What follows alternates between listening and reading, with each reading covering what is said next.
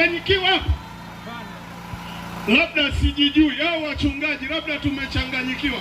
Mliokuwa mnaimba labda kwani ukiokoka unakuwaje? Unakuwa mtu tu, unapita kwenye barabara unavaa nguo kama wengine, ila unaacha, unakuwa unanyoka, unajua mke wangu ni huyu.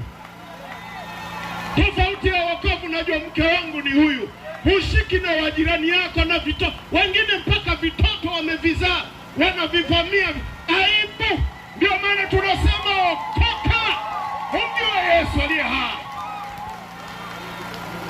Tengeneza mapema, Yesu anakuvumilia. Itakuja wakati mbaya.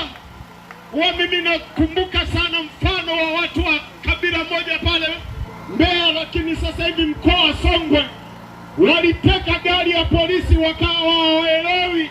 Wameiteka gari ya polisi, polisi walificha silaha zao.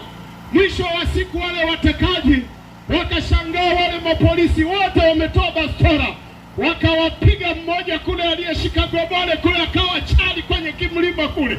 Hawa wengine wana mapanga yao, wakaambia mko chini ya ulinzi. Sasa wale wakaanza kusema, kumbe mapolisi wachale, tulikuwa hatujui, tumekosa wachale, tumekosa wachale. Wakaanza kaa chini, sio wakati wa mmekosa sasa hivi. Mmeteka watu, mmeua watu. Itafika Yesu hatakuwa na huruma juu ya maisha yako.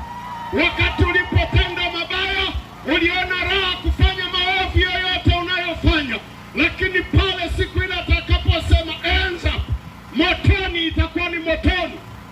Mungu atusaidie. Kumbe niko kwenye msiba ambao una ratiba ngumu sana.